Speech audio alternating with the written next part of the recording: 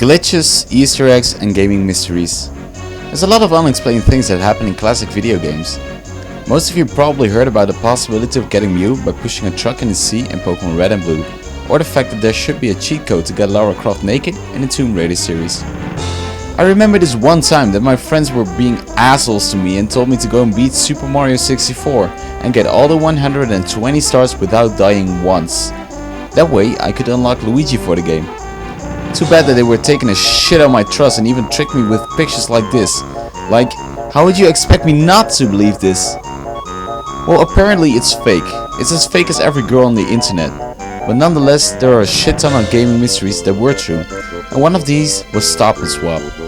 The Stop and Swap mystery isn't that much of a mystery nowadays. But when I was younger, oh boy, it was the holy grail of mysteries.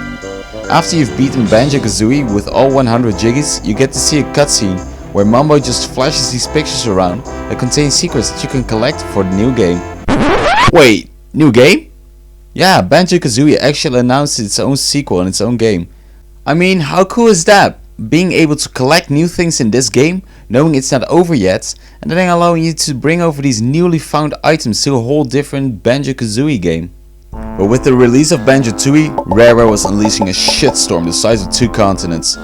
Stop and Swap was buried in the ground and all these secret eggs in the ice key were just a big fat fucking lie in the face of your 8-year-old self.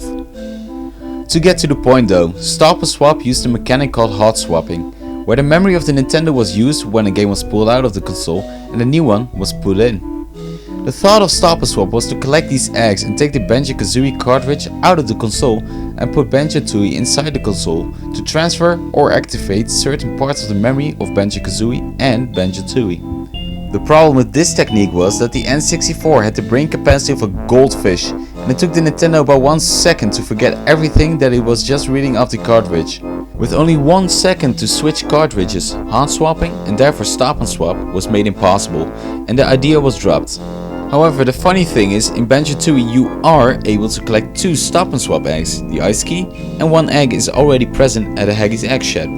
The blue egg gives the player the cheat code to use homing eggs, which is kinda cool I suppose. The pink egg gives the player the ability to use Breagle Bash, a cruel attack where the player just takes Kazooie and smashes her into the ground.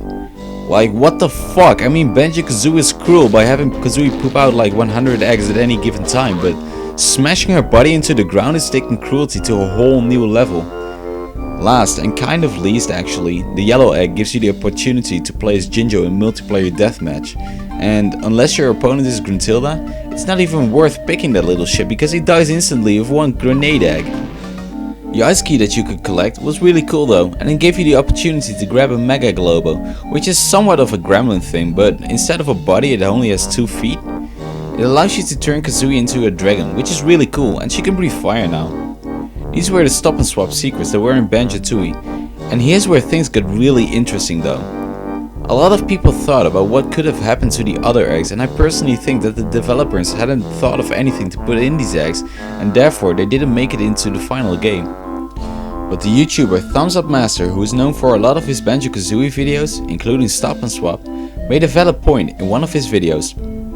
Notice that all of the secrets that we just talked about, the Breagle Bash, the Jinjo in multiplayer, the homing eggs, and Dragon Kazooie are all modifiers that are not required to complete the game. It would be a really stupid design choice if they were, but that's not the point here.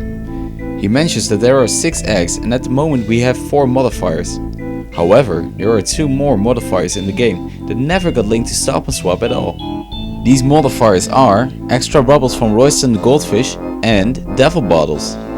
You've all probably seen the extra bubbles from Royston, but have you ever seen Devil Bottles? Probably not, because this guy is only unlockable through a cheat device. It was planned for Devil Bottles to make the game harder, allowing a second player to take control over any enemy that Bottles took control of.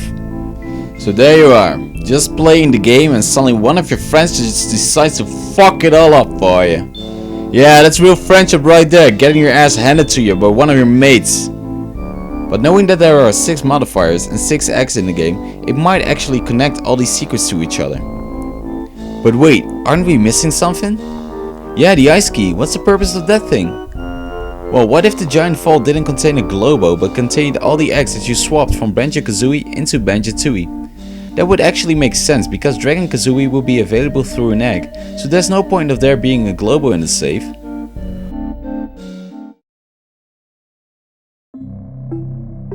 Was this the whole purpose of Stop and Swap? Is the mystery solved? And did Rare plan this all along? Well, I sure as hell don't know. But I guess we're getting closer to the mystery being solved, and it's only for Rare to tell us what happened with all the eggs and where they went. Thank you for watching my video, and please leave a comment to tell me everything you know about Stop and Swap, or if you have a suggestion for the next video. Want to help the channel grow? It's real easy, just click the subscribe button over here, and hopefully I'll get to see you in the next video.